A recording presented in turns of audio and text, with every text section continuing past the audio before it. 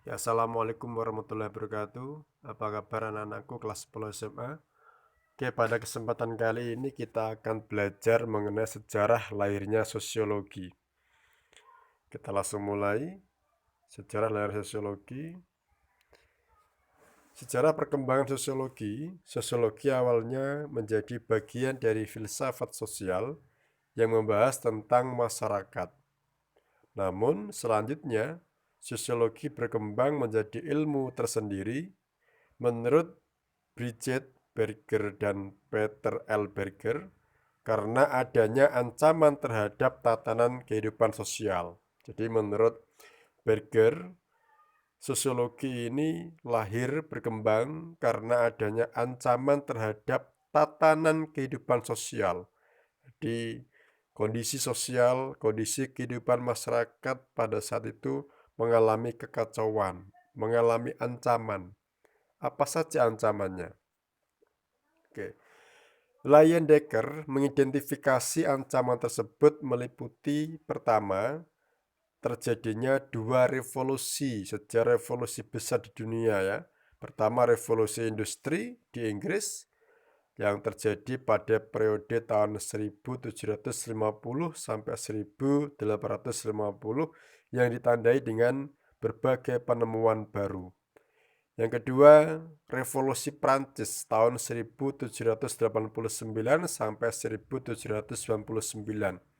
Revolusi Prancis ini menandai lahirnya sebuah perlindungan hak asasi manusia karena pada saat itu terjadi pemberontakan terhadap monarki, terhadap kekuasaan yang dianggap tidak memihak pada rakyatnya kemudian ditumbangkan. Nah, itulah menjadi sejarah besar yang kemudian kita sekarang mengenal dengan perlindungan hak asasi manusia.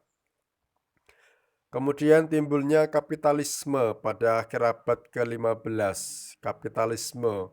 Jadi orang-orang yang bermodal itu yang berkuasa ya. Kapitalis di sini sebuah paham yang memang menghendaki perekonomian itu dikuasai oleh orang-orang yang punya modal, orang-orang yang memang punya kuasa secara materi, secara finansial gitu. Kemudian perubahan di bidang sosial dan politik. Ya, sosial dan politik mengalami perubahan. Perubahan akibat gerakan reformasi yang dicetuskan Martin Luther yang disebut dengan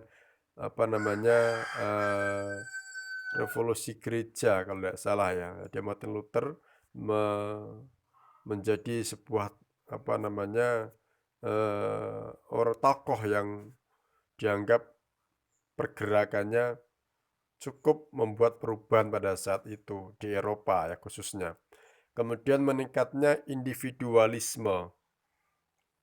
Jadi antar satu orang sama orang lain sama-sama cuek gitu, tidak ngurusi urusan orang lain, hanya ngurusi kepentingan diri sendiri. Lahirnya ilmu pengetahuan modern. Ya, pengetahuan modern mulai lahir. Ini yang kemudian menjadi ancaman bagi tatanan kehidupan sosial pada saat itu. Kemudian Agus Comte seorang bapak sosiologi ya, yang kemudian disebut sebagai bapak sosiologi. Agus Comte memandang sebuah perubahan tidak saja bersifat positif, tetapi juga berdampak negatif. Jadi menurut Agus Comte ini, perubahan itu tidak selalu bersifat positif, tetapi juga berdampak negatif. Jadi bisa berdampak negatif juga ya perubahan. Comte melihat perubahan tersebut terjadi karena masyarakat tidak lagi mengetahui bagaimana mengatasi perubahan. Jadi kami ini berpendapat atau menganalisa bahwa kekacauan yang ada itu disebabkan karena masyarakat tidak lagi tahu, tidak lagi tahu solusinya bagaimana mengatasi perubahan itu. Akibat revolusi, tadi ada revolusi Inggris sama revolusi Perancis, dan hukum-hukum apa saja yang dapat dipakai untuk mengatur tatanan sosial masyarakat. Jadi pada saat itu terjadi kebingungan karena kondisi yang chaos, kondisi yang kacau. Chaos itu kacau ya, kondisi yang kacau. Akhirnya masyarakat bingung bagaimana cara mengatasi perubahan itu dan tidak ada hukum-hukum yang dipakai untuk mengatur itu.